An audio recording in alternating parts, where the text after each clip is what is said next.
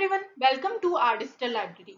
आज हम लोग र्यूमेटिक फीवर के बारे में डिस्कस करेंगे। इसके पहले मैं बहुत से मॉडर्न के टॉपिक ऑलरेडी डिस्कस कर चुकी हूँ चैनल में, जो कि आपको प्लेलिस्ट में, पैथोलॉजी की प्लेलिस्ट में मिल जाएंगे। और इसी तरीके से वेरियस सब्जेक्ट वाइज प्लेलिस्ट बनी हुई है। यदि आपको टॉपिक्स ना मिले या किसी टॉपिक्स में डाउट है तो आप मुझे कमेंट करके बता सकते हैं। र्यूमेटिक फीवर, इसकी इटियोलॉजी देखते हैं कि किस वजह से ये फीवर जो है वो होता है। तो rheumatic fever is an immunologically mediated inflammatory disorder, यानी इम्यून सिस्टम की वजह से जो भी इन्फ्लामेटरी डिसऑर्डर्स होते हैं उसे हम र्यूमेटिक फीवर बोलते हैं, which occurs as a sequel to group A streptococcal pharyngeal infection. ये group A streptococcal pharyngeal infection की वजह से होता है। Multi system disease affecting the heart, joint, brain, cutaneous and subcutaneous tissue. Rheumatic fever की वजह से हार्ट, जॉइंट्स, ब्रेन, स्किन, ये सारे ऑर्गन्स जो है, टिश्यू जो है वो इफेक्ट होते हैं। Acute rheumatic fever remains an important preventable cause of cardiac disease, यानी एक्यूट र्यूमेटिक फीवर की वजह से कार्डियक डिसीज जो है वो कार्डियक डिसीज का एक प्रिवेंटेबल कॉज है। It is most common in children 6 to 5 years old, यानी र्यूमेटिक फीवर जनरली बच्चों में देखा जाता है जो कि लगभग 5 से 15 साल के बीच है। A family history of rheumatic fever and lower socio economic status are additional factor, यानी किसी को यदि र्यूमेटिक फीवर हुआ हो या फिर जो लो कैटेगरी से बिलोंग करते हैं, जिनका सोशियो इकोनॉमिक स्टेटस अच्छा नहीं है, उनको र्यूमेटिक फीवर होने के चांसेस ज्यादा होते हैं।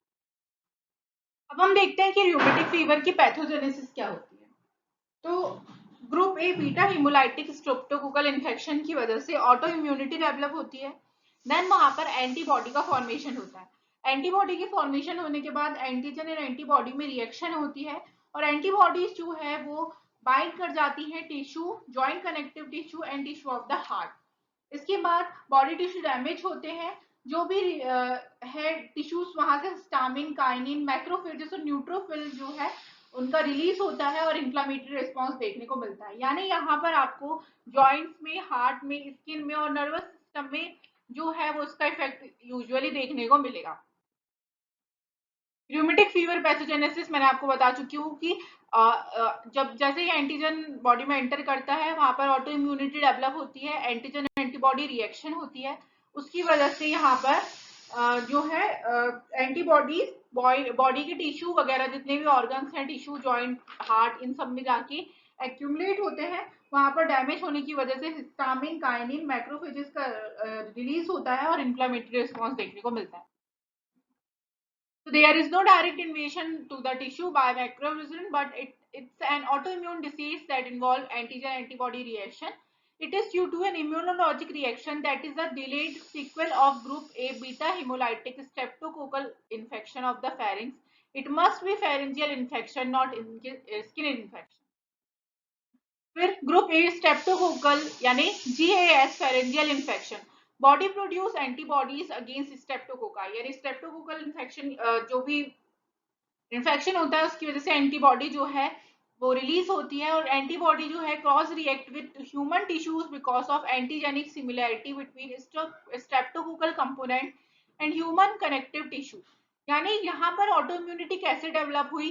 तो जो स्ट्रेप्टोकोकल इन्फेक्शन है उसके टिश्यू जो है वो और ह्यूमन टिश्यू जो है वो आपस में सिमिलैरिटी रखते हैं। तो एंटीबॉडीज जो है वो because of confusion human tissue को, यानी अपने ही टिश्यूज को जो है वो रिएक्ट कर जाती है और यहाँ पर एक ऑटो इम्यून डिसीज जो है वो इवॉल्व होती है। And human connective tissue molecular mimicry, there is certain amino acid sequence that is similar between GAS and human tissue, यानी एक अमीनो एसिड सीक्वेंस होता है जो कि ग्रुप ए स्ट्रेप्टोकोकल और ह्यूमन टिश्यू में सिमिलर होगा। इस वजह से यहाँ पर ह्यूमन टिश्यू के अगेंस्ट ही ऑटो इम्यूनिटी जो है वो जनरेट हो जाती है। Then immunologically mediated inflammation and damage, autoimmune to human tissue which have antigenic similarity with streptococcal component like heart, joint, brain, connective tissue, ये हम ऑलरेडी देख चुके हैं। देन आता है क्लिनिकल मैनिफेस्टेशन। तो the infection often proceeds the presentation of rheumatic fever bye 2 to 6 weeks, यानी infection जो है वो र्यूमेटिक फीवर में कब कन्वर्ट हो जाता है? पहले स्ट्रेप्टोकोकल इन्फेक्शन हुआ, अबाउट 2 से 6 हफ्ते के बीच में ये पूर्णतः जो है र्यूमेटिक फीवर के सिम्टम्स यहाँ पर शो होने लगते हैं। Acute rheumatic fever is diagnosed using the revised Jones criteria, which consist of clinical and laboratory finding. यानी हम एक्यूट रूमेटिक फीवर का डायग्नोसिस एक जॉन्स क्राइटेरिया होता है उससे कर सकते हैं. वन मेजर और टू माइनर और two major with evidence of recent group A streptococcal disease strongly suggest the diagnosis of acute rheumatic fever. यानी यहाँ पर यदि स्ट्रेप्टोकोकल ग्रुप ए के एविडेंस दिखता है वन मेजर या टू माइनर या फिर टू मेजर और एविडेंस, वहां से हम स्ट्रांगली डायग्नोस कर सकते हैं कि एक्यूट रूमेटिक फीवर का केस है. Major criteria in the Jones system for acute rheumatic fever. यानी यहाँ पर हम कुछ सिम्टम्स को देखकर पता लगा सकते हैं, साइन को देखकर पता लगा सकते हैं कि ये क्या है. जैसे पॉलीआर्थराइटिस के केस में कॉमनली हमें swelling, limited motion, tenderness, erythema, migratory large joints, no residual deformity, rapid response to aspirin, ये सब देखने को मिलेगा. देन कार्डाइटिस, यानी यदि हार्ट में इन्फ्लेमेशन है तो कॉमनली हमें पेनकार्डाइटिस, वॉल्व, पेरिकार्डियम, मायोकार्डियम, इन सब में इन्फ्लेमेशन. मरमर यानी मिट्रल और aortic regurgitation, heart failure, cardiac enlargement और पेरिकार्डियल रब और इन्फ्यूजन देखने को मिलेगा. देन कोरिया यानी साइडहम डिसीज, इसमें हमें uncommonly present long after infection has resolve. यानी यदि रूमेटिक फीवर का इन्फेक्शन रिजॉल्व हो गया उसके बाद हमें ये चीज देखने को मिलती है. More common in female, spasmodic, unintentional, jerky choreoform movement, speech affected, fidgetity, late manifestation. Then आता है इरिथमा मार्जिनेटम, अनकॉमन होता है लेकिन इसमें पिंक मैक्यूल रिंग और crescent shaped transit patches over trunk and limbs elicited by application of local heat और non pruritic होता है. यानी कुछ रिदमास बन जाते हैं. देन सबक्यूटेनियस नोड्यूल में ये भी अनकॉमन है. Painless hard nodules beneath skin over bony prominence, tendon and joints present over extensor surface of elbow, knee, knuckle and ankle और scalp and spine, associated with repeated episodes and severe carditis. Then minor criteria include क्या क्या और आपको symptoms दिखेंगे तो fever दिखेगा about 38.2 degree Celsius to 38.9 degree Celsius. Arthralgia यानी joint pain होगा without swelling. Previous rheumatic fever मिलेगा. लेबोरेटरी फाइंडिंग में elevated erythrocyte sedimentation rate, C reactive protein, ECG में प्रोलॉन्ग पीआर इंटरवल.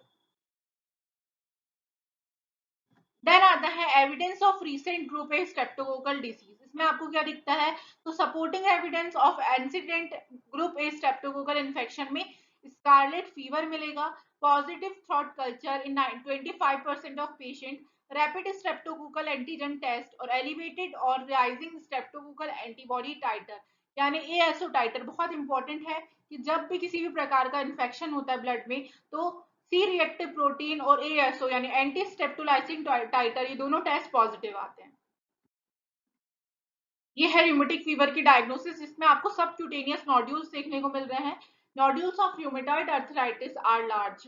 मतलब यदि रूमेटॉइड फीवर का केस है तो यही सबक्यूटेनियस नोड्यूल्स जो है वो छोटे होंगे, बट रूमेटॉइड अर्थराइटिस के केस में ये लार्ज होते हैं. Both are auto immune disorders. Then rheumatic fever diagnosis में erythematous patches with central clearing, यानी इस तरीके से लाल लाल घेरे बन जाते हैं जिसको हम इरिथमा मार्जिनेटम बोलते हैं. देन ट्रीटमेंट क्या होगा तो जनरली इसका ट्रीटमेंट है कि bed rest 2 to 6 weeks till inflammation subside. यानी जब तक इन्फ्लामेशन जो है बॉडी से सबसाइड नहीं हो जाता तब तक रेस्ट करना है. सपोर्टिव थेरेपी देनी है. यानी हार्ट फेलियर का ट्रीटमेंट ध्यान रखना है कि कहीं किसी भी प्रकार का हार्ट को इफेक्ट ना हो. Eradication of organism, anti streptococcal therapy, यानी हमें एंटी स्ट्रेप्टोकोकल थेरेपी देनी है. Benzathine penicillin long acting 1.2 million unit burns, यानी आईएम इंजेक्शन और oral penicillin 10 days. If allergic to penicillin, यदि कोई व्यक्ति पेनिसिलिन से एलर्जिक है, सबसे पहले तो हमें पेनिसिलिन देनी है. लेकिन यदि कोई व्यक्ति पेनिसिलिन से एलर्जिक है तो उसे erythromycin 10 days antibiotic is given if throat culture is negative. The anti-inflammatory agents में हमें for polyarthritis and myocarditis anti-inflammatory therapy with salicylates, aspirin 100 mg per kg per day for arthritis and in the absence of carditis for 4 to 6 weeks to be tapered off. और for severe carditis with cardiomegaly, use steroid, corticosteroid 1 to 2 milligram per kg per day for 4 to 6 weeks to be tapered off. Then prevention कैसे कर सकते हैं? तो secondary prevention में prevention of recurrent attack like benzathine penicillin G 1.2 million units IM every 4 weeks और penicillin B 250 mg twice daily orally. If allergic to both, यानी कि कोई दोनों से बेंजाथीन पेनिसिलिन और पेनिसिलिन से दोनों से एलर्जिक है, तो हमें erythromycin 250 mg twice daily orally देनी है. The duration of secondary rheumatic fever prophylaxis, rheumatic fever plus carditis, lifelong, rheumatic fever without carditis, 5 years or until 21 years, whichever is longer, or continuous prophylaxis is important since patient may have asymptomatic streptococcal infection. Prognosis कैसे करेंगे? तो rheumatic fever में cause permanent damage to the heart but not to the joint, यानी rheumatic fever जो है heart को बहुत अच्छे से इफेक्ट करता है, डैमेज करता है, बट जॉइंट्स को उतना नहीं करता. ये अर्थराइटिस के केस में ज्यादा होता है, रूमेटॉइड अर्थराइटिस के केस में. Thus it said rheumatic fever leaks the joint but bytes the heart, यानी इसलिए कहा जाता है कि यदि रूमेटिक फीवर हुआ है तो वो जॉइंट को छोड़ देगा बट हार्ट को पूरी तरीके से खा जाएगा. The prognosis of acute rheumatic fever depends on the degree of permanent cardiac damage, यानी यदि किसी को बार बार र्यूमेटिक फीवर के अटैक्स हो रहे हैं तो परमानेंट कार्डिक डैमेज कर सकता है. कार्डिक इन्वॉल्वमेंट में resolve completely specially if the first episode and the prophylactic regiment is followed, यानी हम हार्ट को कंडीशन से बचा सकते हैं यदि फर्स्ट एपिसोड र्यूमेटिक फीवर का डायग्नोज कर लिया जाए और तुरंत वहां से ही ट्रीटमेंट जो है स्टार्ट कर दिया जाए. The severity of cardiac involvement worsen with each recurrence of rheumatic fever, यानी जैसे जैसे र्यूमेटिक फीवर के अकरेंस बढ़ती जाएगी उसी तरीके से कार्डिक इन्वॉल्वमेंट भी ज्यादा हो जाएगी और हार्ट फेलियर का चांसेस बहुत ज्यादा होता है. तो हमें इनिशियल कंडीशन में ही इसे प्रिवेंट करना है. Thank you so much. Stay connected with our digital library for more videos. Hope कि आपको सारे टॉपिक समझ में आ रहे हो. किसी भी प्रकार का डाउट हो तो आप मुझे कमेंट्स में पूछ सकते हैं. प्लीज चैनल को लाइक करें, हमें सपोर्ट करें. Stay connected with our digital library.